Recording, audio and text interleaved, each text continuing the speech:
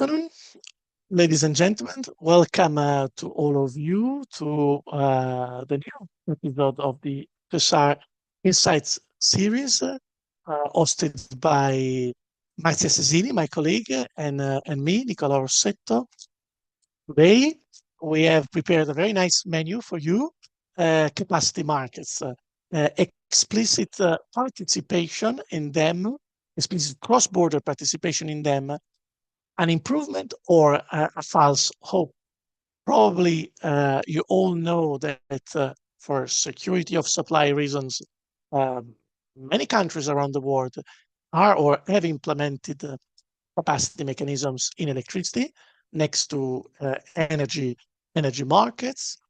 This choice, of course, have implications, can generate some externalities in the markets of the country implementing them and in the markets of the neighboring countries.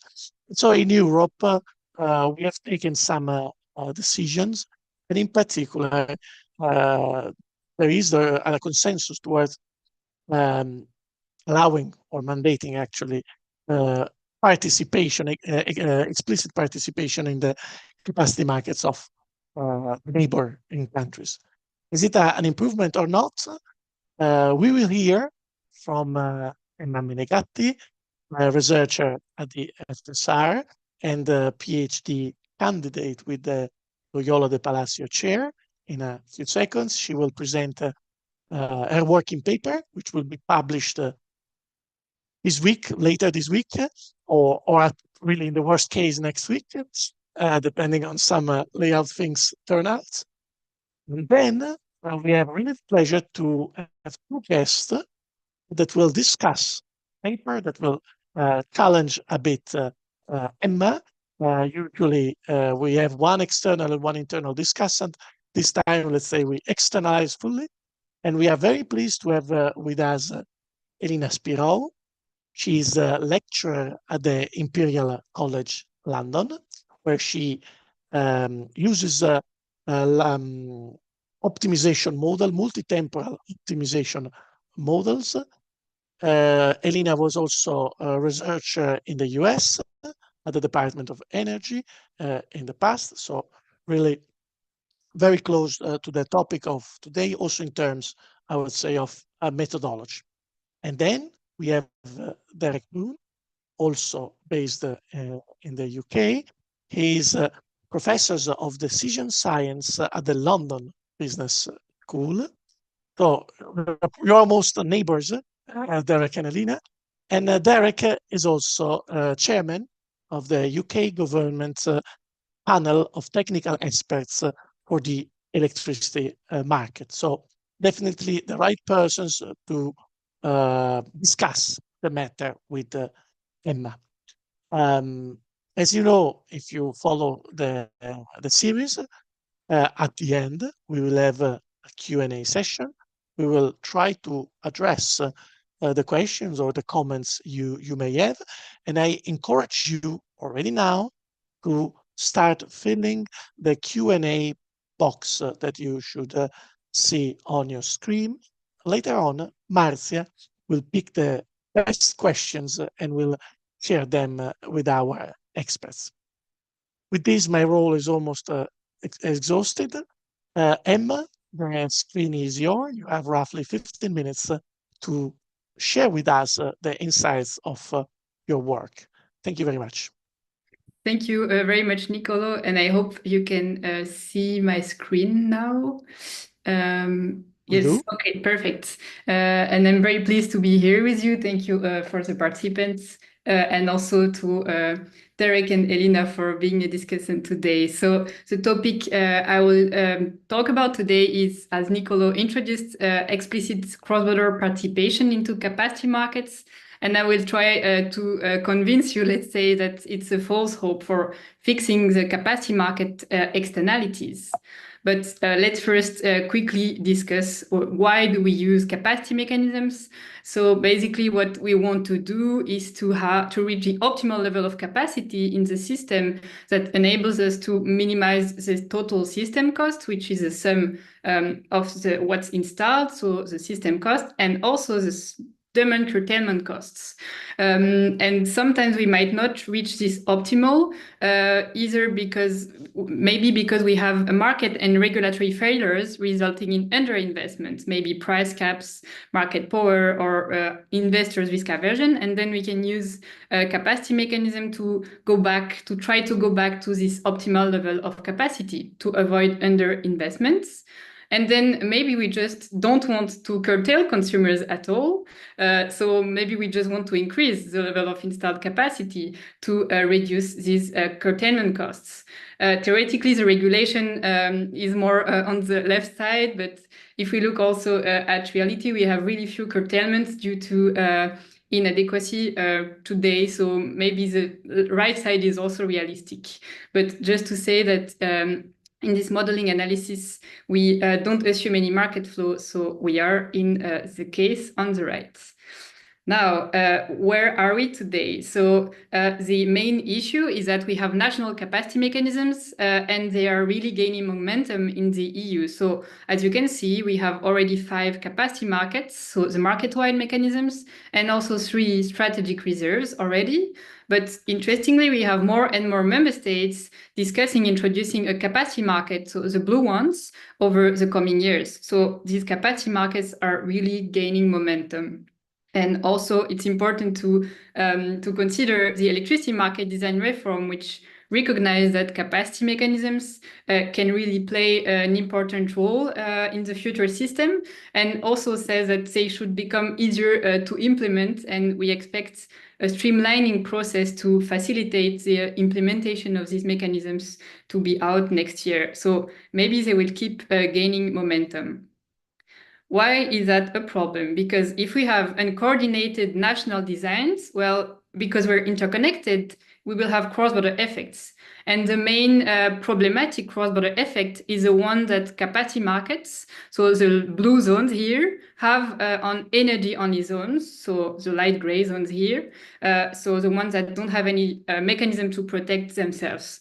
And basically what has been observed systematically in modeling literature is that if we introduce a capacity market in one zone, then we will reduce the installed level of capacity in neighboring energy-only zones. So here, the gray ones. And this can actually eventually reduce also their security of supply, which is quite problematic. I can try to give you the intuition of why this happens. So basically, if I introduce a capacity market in zone A, well, I will increase a bit the level of capacity compared to the initial situation, what I showed you in the first slides. So here, let's say it's a very extreme case to show how the offer curve will be extended towards the right. But if I do that, well, I will reduce wholesale energy prices, and in particular, the scarcity prices. And that's good, but actually, if I'm interconnected to zone B, I will also reduce energy prices and scarcity prices in zone B. And well, this will in turn reduce their investment incentives in zone B. And that's why capacity can be reduced in this neighboring zone and eventually maybe security of supply. Now let's talk about cross-border participation, also introduced by Nicolo. What we want to do is to have enough resources to meet the peak demand of the country. And to do that, we have to rely both on local resources and also on imports, of course. Now, historically, capacity markets, they tended to underestimate this imports contribution. So what they would do is to over-procure. So they would buy too much resources locally, and it's not good because we build too much in every country, and it can be quite costly. So an easy fix that has been implemented is to do implicit cross-border participation. So now we do account for imports, but we don't pay for their contribution. We just deduce them from the capacity demand. and we don't overshoot the local capacity procured. But then we said, why don't we pay the interconnectors for their contribution here? And so we started paying the interconnectors. This has been used in some capacity markets, but now what's of interest to us today is the explicit cross-border participation rule. And in this case, instead of paying only the interconnectors, we actually allow the foreign generators that contribute to these imports here to be paid by the capacity markets. And so that's mandatory since the clean energy package for all capacity markets in the EU. Now, what does it have to do with the cross-border effects that I just discussed? Well, now that we are paying the foreign generators, maybe we can restore their investment incentives. And this has been a bit what we found in the literature. There was this hope that explicit cross-border participation would mitigate cross-border effects. But we found actually very few modeling studies trying to answer yes or no, and there were more on the no side. So our research gap was to try to look at whether cross-border participation, and in particular explicit cross-border participation, whether it could mitigate these cross-border effects. And so our research question, this is our research question.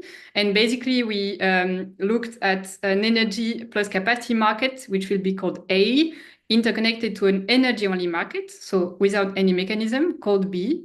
And we measured the externalities on these four different aspects. And each time we measured them with these three cross-border participation options. So I won't go into the details of the model here, but we use the stylized equilibrium model of two zones of approximately the same size, and we compute long-term economic equilibrium. So now let's look at the results. And first, what happens with the generation capacity. So here we plotted the change in installed conventional capacity when zone A introduces a capacity market and zone B does nothing. So what happens? Well, as you can see, zone A increases its level of installed capacity, which is what we expected because that's the spirit of the capacity market we introduce in our model. But what's what's surprising or not good is that we also reduce the installed level of capacity in zone B. And you can see that if we don't have cross-border participation implemented, this effect will be worse and worse if we increase interconnectivity. So that's our initial externality. We are displacing capacity from B to A. Now, can cross-border participation limit these effects? Let's look first at implicit cross-border participation. So with implicit, now we don't add that much in zone A. We only add a predefined margin in our model. That's why it doesn't increase here. And so that's good because we will displace less as well in the neighboring zone. So you can see here that the displacement seems to be capped here. But what's also interesting is that here at the regional level, so the change in installed capacity in A and B here becomes zero. So the capacity market didn't add anything from the regional point of view. It just made some generators cross the border. So yeah, we're limiting externalities, but we're also failing to really act on the region's security of supply. Now, can we change that with explicit cross-border participation? Because now we allow these blue generators here to be paid and so maybe they will be less reduced.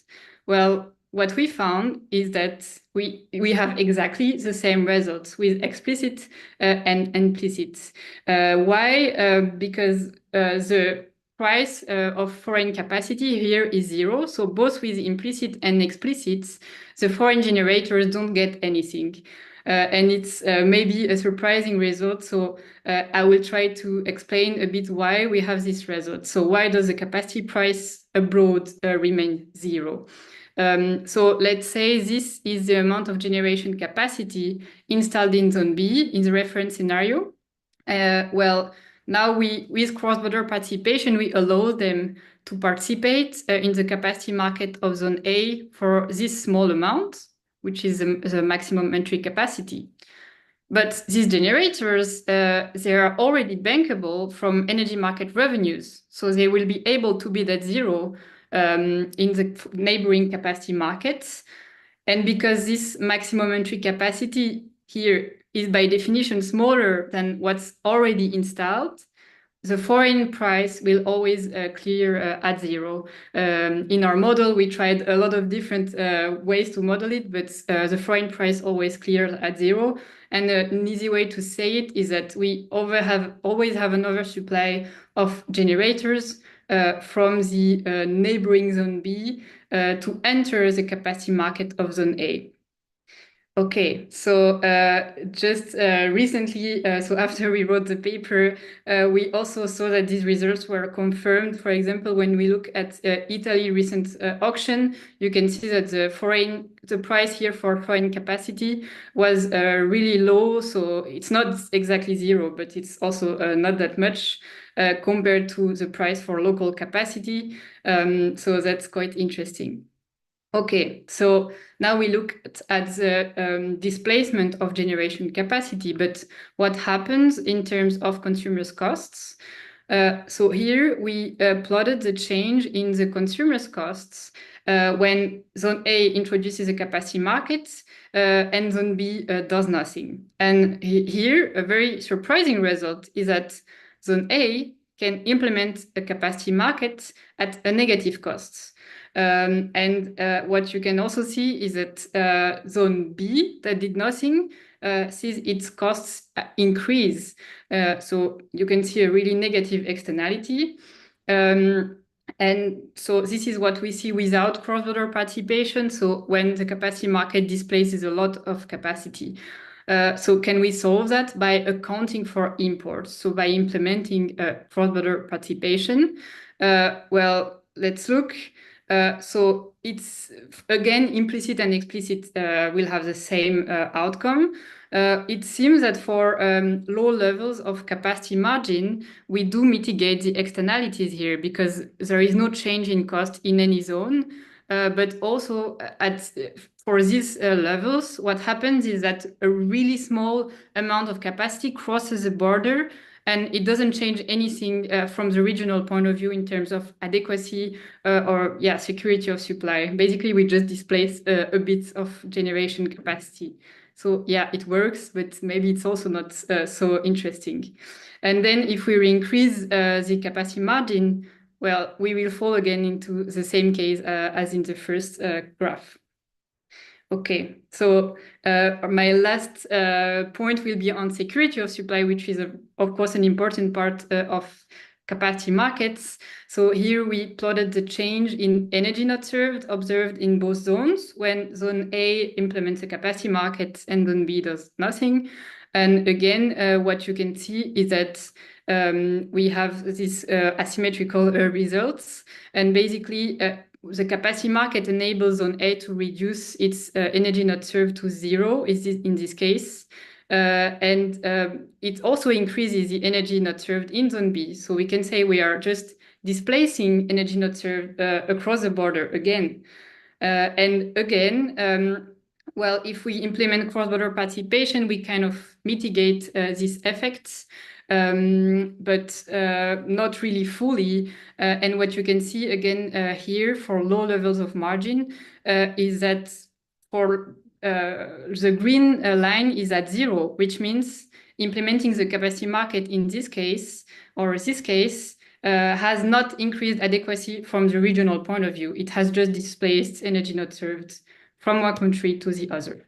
And I see that time is going, so I will conclude now. So what were our main findings? Well, first, cross-border participation does not really fully mitigate capacity market externalities. Of course, it's good to account for imports, but we can't expect it to really fully mitigate all the issues. But the main, I think the most important conclusion here is that in the case that we studied, explicit and implicit cross-border participation actually yield equivalent results, because in any case, foreign generators, we perceive revenues at almost zero. And our third conclusion that I also tried to show you is that in a very interconnected context, a capacity market doesn't really work well at the national level, because if it will just move capacity or energy not served across the border without any action from the regional point of view. So in the long term, we would recommend to evolve towards from national capacity markets toward maybe a more European approach. And in the short term, well, maybe we can just tolerate implicit cross-border participation, just because explicit has been very complicated for TSOs to implement. So if both perform the same, well, maybe we can tolerate implicit. Thank you. To you, Emma, very fascinating, and in conclusion, very clear. But now let's hear from other experts of the matter. What's their view? What's their reaction to your paper? So I will start with Elena. It's your turn to comment the work of Emma and to pose questions to her. Thank you. Thank you, Nicola, and thank you, Emma, for such a concise presentation and engaging of the findings of the report. Basically, I have two questions on the two major conclusions from the report.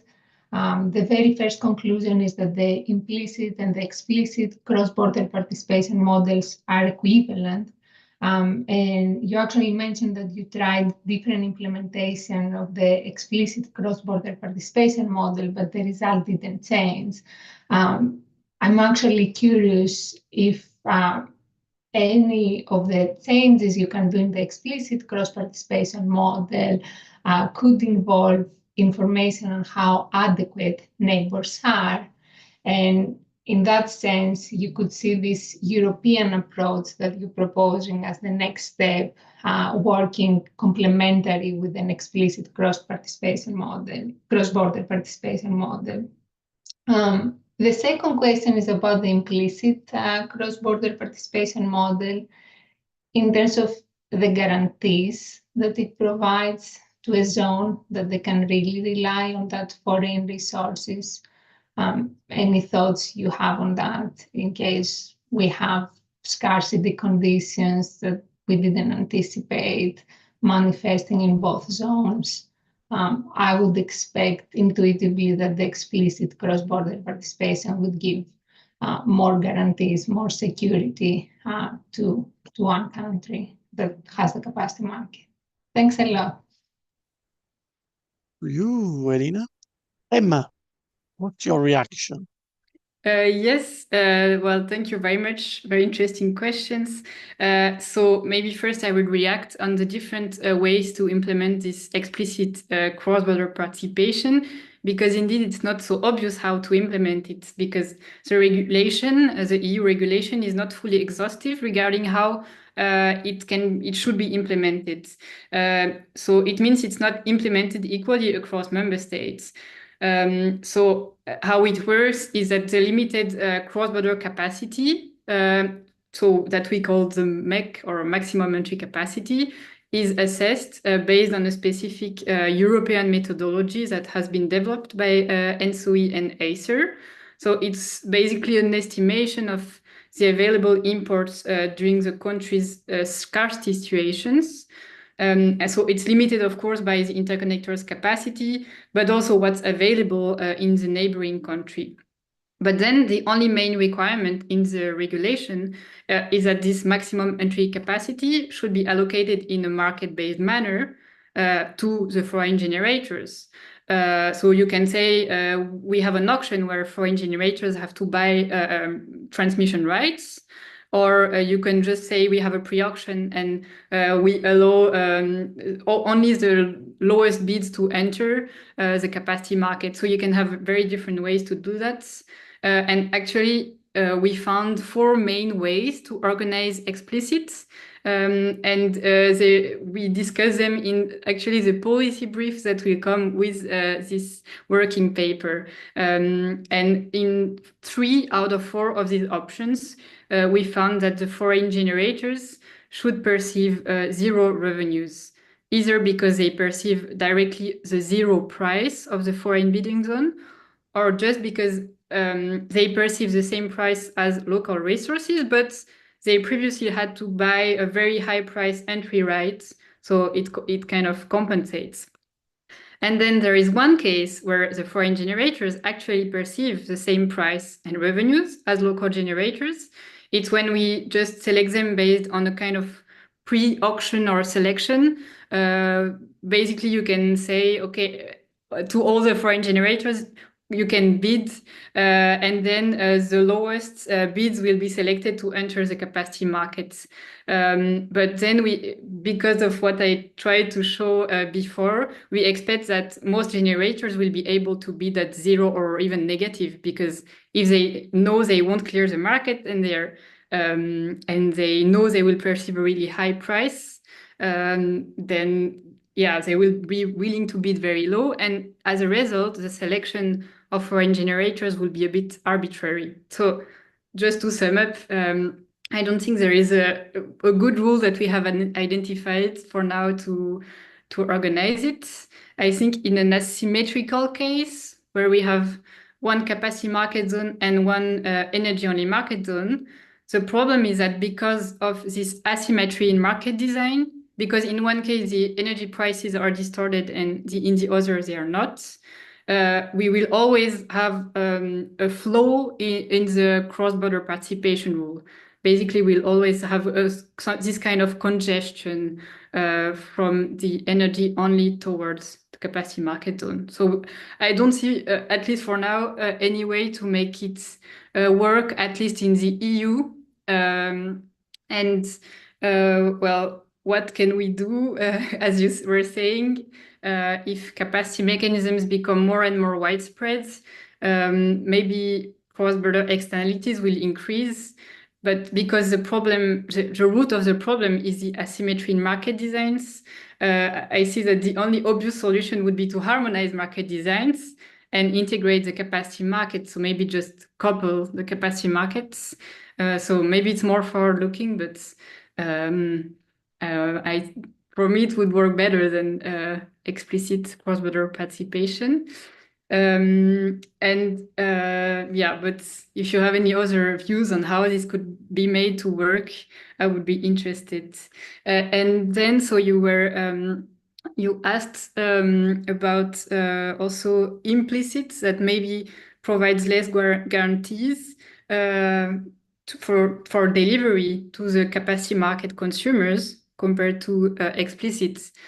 And I think ideally that would be true, but the problem is that in the EU, this cross-border participation rule has no link with the actual cross-border flow schedules. So let's say I contract with a foreign generator in a neighboring market, then I will have no priority over its generation if I'm in scarcity, because only euphemia, so the market coupling algorithm, can define what will be the cross-border flows. So I think that the main problem is that we don't really have this link. Maybe if we had this link, there would be ways to make cross-border participation work, but also because of how we have decided to organize our market in the EU, I'm not sure we could ever have this link, because it would imply booking some cross-border capacity to have this margin for the capacity market consumers. And I'm not sure we're willing to have this happen. And also, I can also maybe reflect on how this euphemia algorithm decides where the cross-border flows go in times of scarcity. So by default, the algorithm applies curtailment sharing rule. So it means that if 2 zones are in scarcity at the same time, the algorithm will try to equalize the curtailment ratios so that consumers' disconnections will be really shared. We have this solidarity principle, but it leads to paradoxical situations. I can try to give a simple example. If I have a small country which is really highly interconnected to a bigger country that let's say 10 times bigger, and these two countries have scarcity situations at the same time all the time. Now, let's say that I'm the small country and I want to introduce a capacity market, and I end up building a new generator in my country. Is it really doing something for my security of supply? Not really, because in a scarcity situation, 90% of the generation of this new generator will go towards my neighbor, because the rule that prevails is curtailment sharing. So I hope you follow me here. But so it's a bit paradoxical. Why do the consumers in this case would have to pay for this new generator if they cannot ensure that its generation will go toward them? So I think actually a local matching rule, so prioritizing consumers where the generation is located, makes more sense if we have capacity markets. But it also means we have to reconsider the solidarity principle, and I'm not sure we're willing to do that either. So I think we also have to work on this paradox of, on the one hand, having capacity markets, and on the other hand, having this curtailment sharing rule, which are not really matching. I hope it answers a bit your questions. Thank you. Derek, what do you think? Any questions for Emma? Yes, I think the straightforwardness of Emma's presentation was really engaging, and now the paradoxes that come in the discussion, right, really kind of raise a lot of the problems that follow from that. And so yes, the presentation, Emma, I thought was really clear, and your conclusions obviously quite persuasive, but also quite controversial. And I think that's good research when you can kind of have that kind of level of transparency from essentially a kind of a stylized framework that then leads into some really difficult policy questions. And you've touched on some of those with the discussion just now with Alina. So I've got two questions. I mean, the first somewhat links to your answer to Alina's second question. And when you look at the kind of the evolution of research and thinking on capacity markets over many years, I mean, first of all, the discussion initially was always about missing money and investment, and if the energy markets were clearing close to marginal cost, would anyone invest, because they may not be able to recover their capital costs from the energy market. So it was very much about providing an adequate investment incentive, a missing money problem. More recently, the discussion has kind of been nuanced by resource adequacy and reliability, and the kind of the ability to cope with scarcity situations and stress. And that's caused somewhat of a shift towards focusing upon how reliable are the assets in providing what we need in the scarcity situation. And that's got two aspects, one of which is the kind of the mechanism of derating assets for reliability, but the other is an emphasis on penalties, because the capacity payments are not free. I mean, it looks like free money up front, but it comes with an obligation to actually be there. So it's a call option on reliability, effectively. And so, when you start to kind of frame this in the discussion of penalties for reliability as opposed to incentives for investment, does that kind of change the nature of your conclusion somewhat? And I think that does link a little bit to what you were just saying in relation to Alina's second question. And then my second question also touches on something you were just talking about. given this sort of equivalence between implicit and explicit, a lot depends upon the MEC, the kind of the capacity that's made available, and a lot depends upon the transmission, the TSOs, the transmission companies, actually releasing a proper amount of capacity, and whether in fact they do that under scarcity conditions is also an open and uncomfortable question, I suspect. So my question then is, do you think more regulatory emphasis should now therefore be placed as a consequence of your analysis on the behavior of the TSO-TSO relationships and the interconnectors? Yeah, okay. The long questions, I'm so sorry, but I think you got the gist of both of them. Yeah. Thank you. Emma. Yes, thank you very much. Also, very interesting questions. So maybe on the first one, on this idea that we're moving more towards trying to incentivize the resource to be really available during scarcity. I think I would agree, though I have to admit I'm really not an expert in these derating factors and penalty design, because they are getting also quite complex. But I think I would really agree with your comments. And I have in mind, for example, that reliability options are becoming more popular. So I'm not sure it was what you had in mind, but to me, they act kind of as an ex-ante penalty that really pushes resources to be available during scarcity, because they have to pay back any scarcity revenues or what's available during scarcity to the TSO. And in this case, indeed, it's not really longer about paying the missing money. It's more about swapping the uncertain scarcity revenues for certain, more certain long-term revenues, right? So maybe they're not really increasing their revenues in the long term. They're more just swapping uncertainty for certainty. And I see it's a bit parallel to what we see with CFDs, for example. It's not only about filling this money gap. It's really more about getting more certainty. So I think it also relates to this.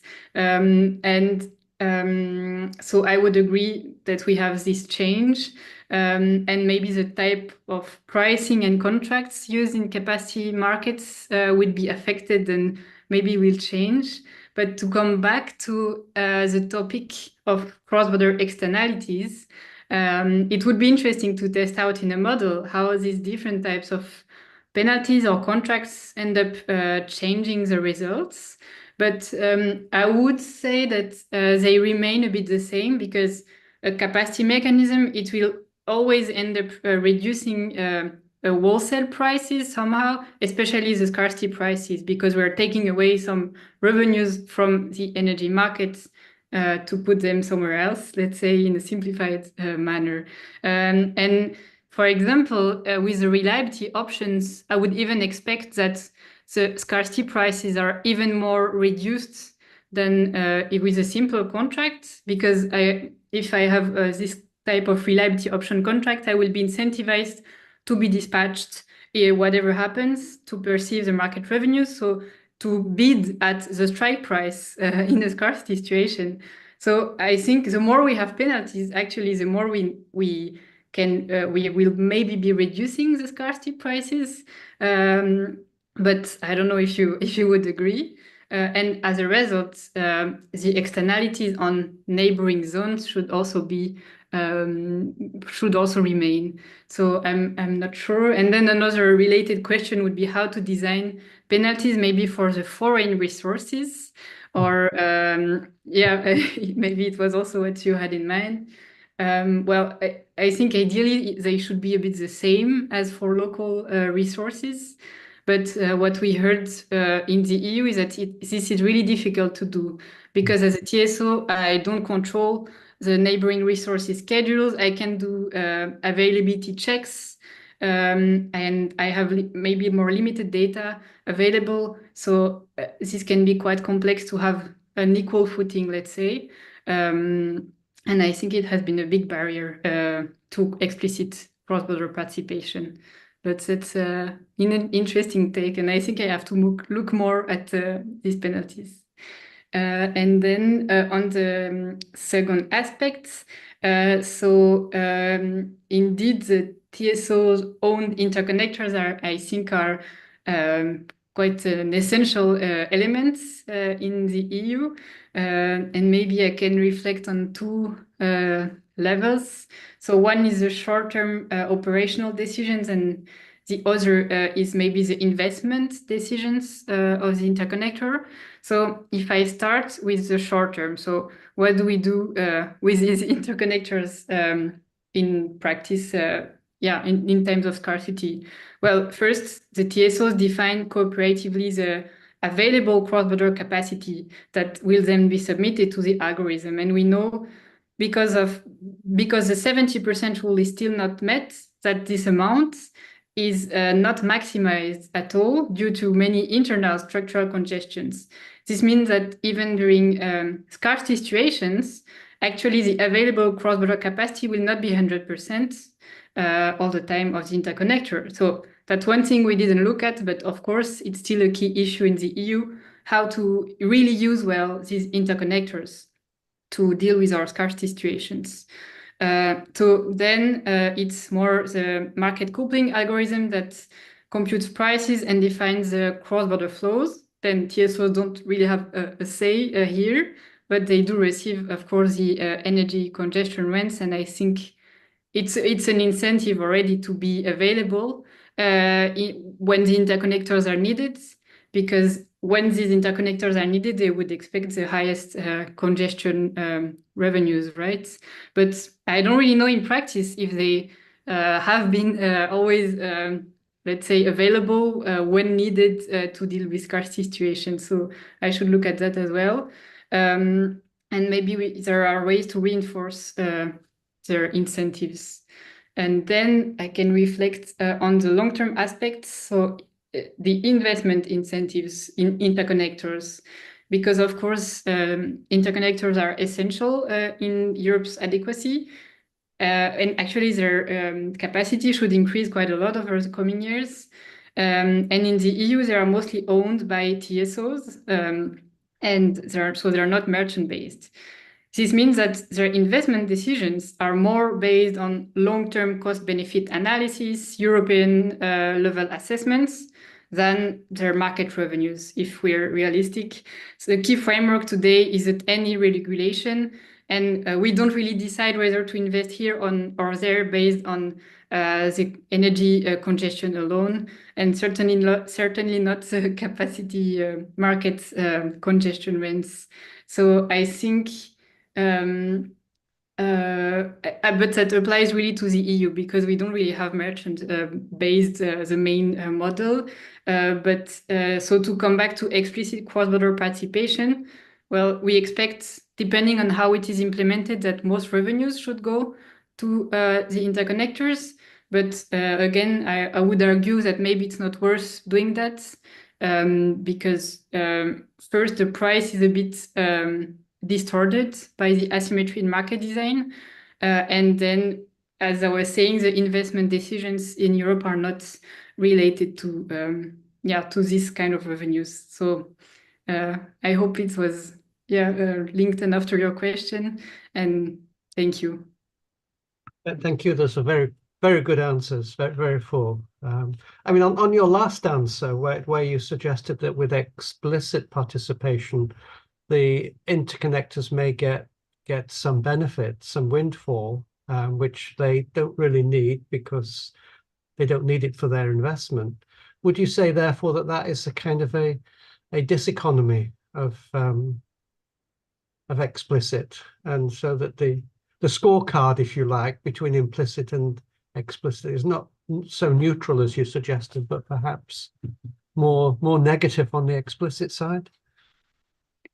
Yeah, it depends for whom, because they're equivalent in mitigating the externalities for the neighboring zone, let's say. But they're indeed, with explicit, we expect that now the interconnectors will get most of the payments. if these payments are recuperated. Because you could also implement explicit without recuperating congestion rents. For example, if the foreign price is 0 and you make your consumers pay for that capacity at a 0 price, you have nothing to recuperate in between. But if you do recuperate the congestion, then your consumers have to pay the foreign capacity at the local price. Well, I will try not to make it too complicated, but basically, yeah, we can expect that interconnectors get most revenues, and it's certainly not something that we see as positive, because this congestion reflects more the asymmetry in market design than the value of the interconnector. Yes, indeed. Very interesting points. Marzia, Yes. is our audience Still alive? know. Yes. We have one question from Astrid asking for clarification. So Emma, could you confirm that curtailment sharing by Euphemia applies specifically to the day ahead and not intraday? Additionally, does this apply only to synchronized system, or does it also extend to DC? Thank you. Interesting question. And I have to admit, I've focused more on the Euphemia side, so the day ahead one, but I would have to check again for the intraday parts. But that's really important indeed. So I need to check. But I think most volumes are decided on day ahead, and it's more about curtailment sharing in this case. Actually, member states have the choice to say, no, I will do local matching. And I think maybe 2 countries have decided to do that. So yeah, it's also curious how it is implemented. And then whether it applies to synchronized systems or also DC, to answer fully, I would need to read again the Euphemia description, but I would think that this doesn't really come into the calculation whether it's like the type of interconnection capacity, because yeah, the priority is to equalize the curtailment ratios, but of course DC or AC impacts which flows are possible. So I don't know how this impacts this rule. So very interesting. Thank you. Yeah, thank you, Emma. So we have again Astrid asking about the discussion on interconnectors, with the interconnectors being regulated. The benefit will go to the customers, included consumers, whereas explicit would only go to the producer. Is this a distribution effect to consider? Okay.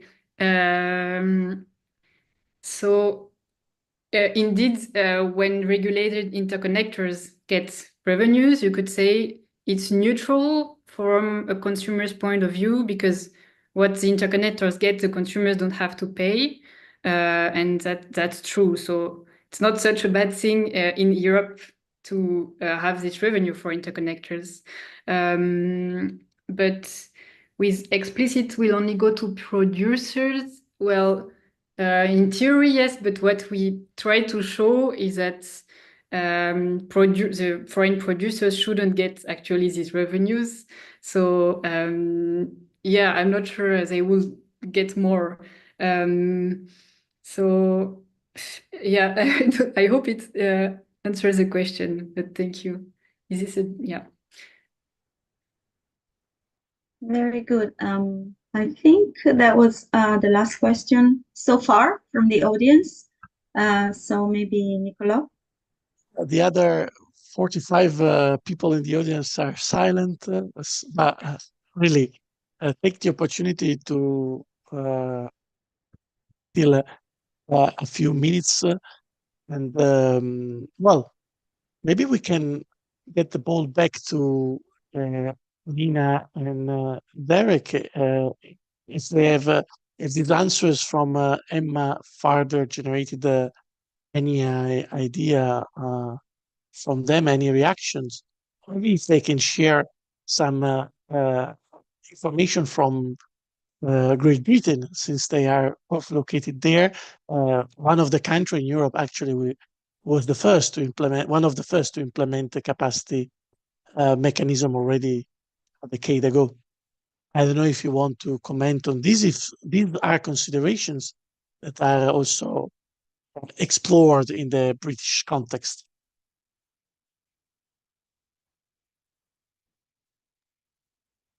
You want me to go first? Maybe you follow.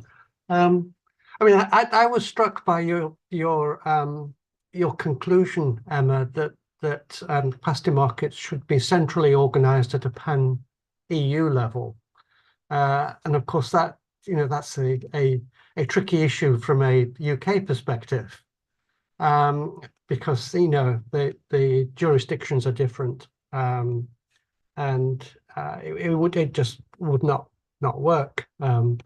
So then the question is, if you can't have a kind of a centralized system where because the foreign markets are outside your jurisdiction, where does that then leave your conclusions? And I think when the UK was looking at the obligation to engage in explicit capacity markets several years ago, I mean, the government in the UK was absolutely scared, and so was the system operator, because I mean, it just seemed so complicated from an external, and the complication, I think, was possibly when your analysis goes more multidimensional. I mean, your analysis was based upon two regions, A and B, and an explicit. If you have explicit between, say, one region and several other regions, how does that actually work in terms of market clearing? Can a generator be offering, generator in company X, under explicit arrangements, be offering into a large number of different foreign markets, and how would that be organized? And so I think there's an added complication which probably goes against the explicit solution when you start going multidimensional in your analysis. Yes, thank you. Nicolo, if you allow me to comment on the question. So yeah, thank you for these comments. Indeed, we try to start simple, but when we start adding up more regions, it becomes more complicated. So yeah, maybe I will start discussing your last points. We try to compute how many virtual capacity bidding zones we would have if all EU member states would have a capacity market, and it's like 130. So the problem is that we multiply prices and auctions if everyone does its own markets with its own foreign bidding zones, and it becomes unmanageable. So the key question is how to coordinate between two capacity markets. And so, yeah, what I was saying is that the simple way to do it is to couple them, of course. So to have a simple unified auction. So as a generator, I just have to bid in one European auction, and then I'm cleared. I don't have to consider all the different zones and prices. And you were also pointing out at the fact that maybe I can, if we have this explicit rule, maybe as a generator, I can bid to multiple capacity markets. And this is actually allowed in the EU regulation. Explicitly, it's stated they can participate in multiple capacity markets. So here's the question is, do they deserve multiple capacity payments? Because basically what happens is that if the two capacity markets have the same delivery period, they cannot really offer in both because of how the penalties work. I mean, they would face high penalties, but if we have two capacity markets with different delivery periods, then theoretically they can receive twice the payment. And no one really looked at whether this is normal. I mean, whether this is a good incentive. But yeah, for now, I don't think it's happening yet, but maybe in the future we could have this. And then, so indeed with the UK, it's quite an important question. How do we link this capacity market to potentially the European ones? Because we can't really have a common one so easily. Even in Europe, it's quite complex to think of having a common European capacity market. And here, it's hard for me to answer because the problem is that if we have separate auctions, there will always be some kind of inefficiency because the generators always have to think, okay, what will be the price I receive in Europe, then in UK, and there is uncertainty. So if the auctions are not happening at the same time and their price is volatile, I think the resulting incentives will not be optimal. But I don't have really thought of how this could work, but we'll keep that in mind. Thank you. Thank you. I mean, this is what makes your PhD so rich and potentially everlasting, I think, Emma. Yeah. That's not.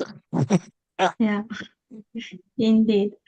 I'll jump in, Nicola, because the chat has been on fire, but I think we just have time for one, maybe two questions.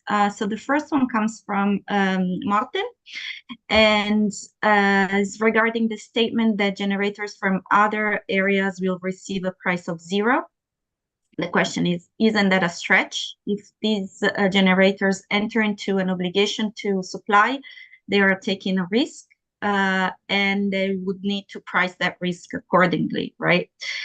So maybe a clarification on how risk pricing and whether it's justified the zero price for cross-border generators. Yes, and thank you. That's a very, very good point. And indeed, I think the main conclusion we should make maybe in this paper is not really that the price is zero, but that the revenues for these foreign generators is zero. So basically what you're also saying is that maybe they will bid above zero to compensate for the expected penalties and participation costs. But therefore, the revenues they get will only compensate for this, and it nets out, right? So the idea is just to say that they don't expect to gain a lot from this explicit cross-border participation. But of course, the price shouldn't be exactly zero in not simplified model like we have. Okay. Thank you, Emma. I don't know if we have time for another quick question, or maybe Emma can reply to them separately. There was actually, Elina told me she had one of the same questions from the audience on national adequacy goals and harmonization. So maybe we can hear this question from you, Elina, if you're fine. Yeah, the same question as Christian from the chat, that the adequacy goals are national mandates and the proposed solution is a harmonized capacity market, which basically is the rationale for the asymmetries we observe, and what challenges do we expect to see if we try to remove these asymmetries and harmonize the markets. Thank you, Emma. Very sharp, right into the point. We have 1 minute. Yes, thank you. And it will be short because it's a very good question that we actually intend to discuss in my next paper. So stay tuned, and we'll try to look at legal, technical, political aspects because, of course, moving for European capacity markets raises a lot of questions. So thank you. So basically, we see that capacity markets are a perfect example of what the founding fathers of the EU had in mind 60 or 70 years ago. The spillover effects. When you try to integrate electricity markets, more and more spillover effects materialize, and at least what I understood from Emma's presentation was that probably the best way forward is to have a consistent and basically approach, a single approach at the European level, and not try to, let's say, combine together many different solutions at the national level. We will see. This is the last episode of 2024. It was a very nice journey. Yes. More than 700 people registered for the series this year. We are very grateful to them. We are very grateful to all our guests that share with us their insights, with our discussants. Today, Derek and Elina. Thank you very much also to our all colleagues in the background that made this possible. Today we have Tom Iris behind the back screen. Thank you to you. Marzia, I think we Yes. can close Yes, this we way can. and wish to all of you good afternoon and happy end of the year. And see you next year. We have many other things many Yes. other insights to share with you. Good afternoon. Bye-bye.